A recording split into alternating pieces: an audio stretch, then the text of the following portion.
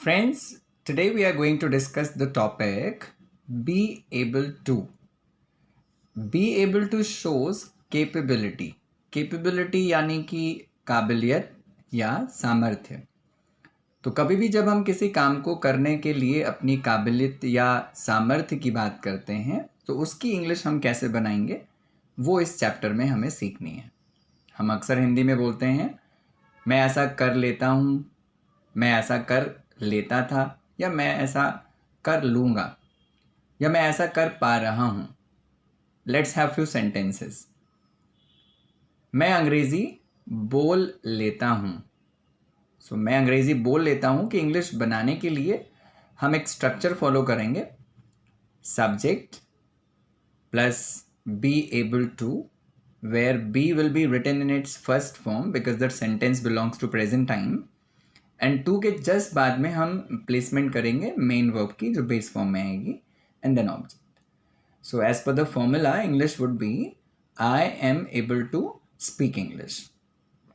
इसी को आप नेगेटिव और इंटेरोगेटिव फॉर्म में भी बोल सकते हैं। मैं अंग्रेजी नहीं बोल पाता हूँ, I am not able to speak English, और not able can be contracted and said unable to speak English.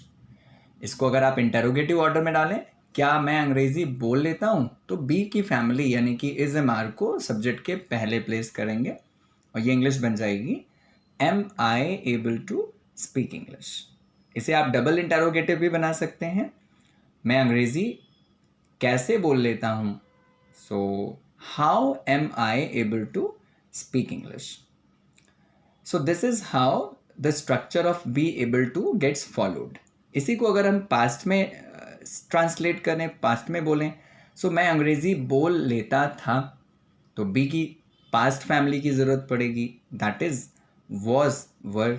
So I was able to speak English. मैं अंग्रेज़ी नहीं बोल पाता था, I was not able to speak English. क्या मैं अंग्रेज़ी बोल लेता था, was I able to speak English. मैं इंग्लिश कैसे बोल लेता था, how was I able to speak English? So this was the structure followed in past sentences. Let's have few more sentences belonging to future time or future structure. Friends, future में जब आप B able to को use करेंगे तो B के पहले आपको future दिखाने के लिए विल शैल की ज़रूरत पड़ेगी। तो फॉर्मूला कुछ इस तरह का बनेगा, subject plus will shall plus be able to plus main verb base form and object. मैं अंग्रेजी बोल लूँगा, इंग्लिश बनेगी I will be able to speak English. मैं अंग्रेजी नहीं बोल पाऊँगा, I will not be able to speak English. क्या मैं अंग्रेजी बोल पाऊँगा, will I be able to speak English. मैं इंग्लिश कैसे बोल पाऊँगा, how will I be able to speak English.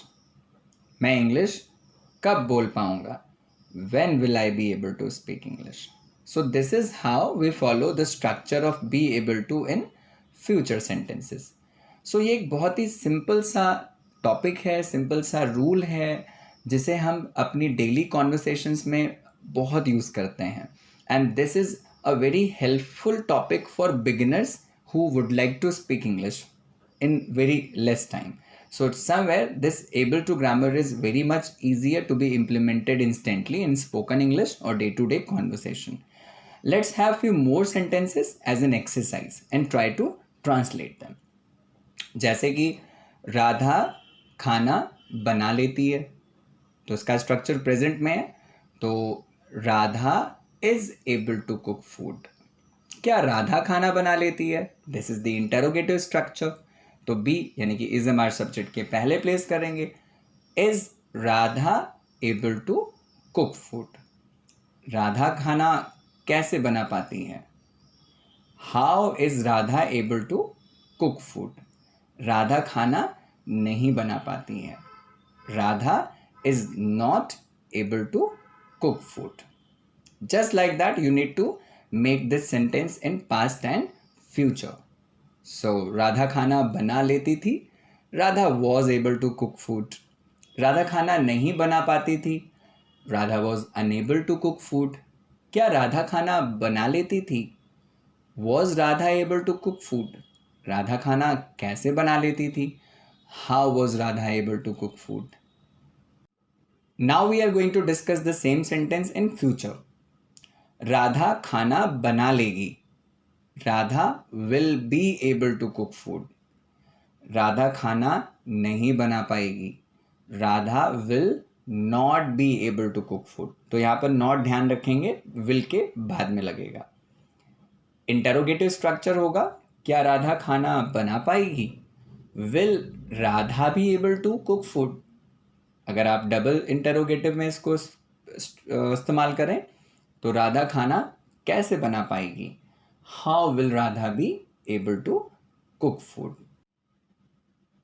So friends, this is how be able to grammar works. Hope you understood this topic and you will apply it in your daily conversations. With this note, I would like to wind up the session and we'll see you back after some time. Till then, have a nice time. Thanks for watching us.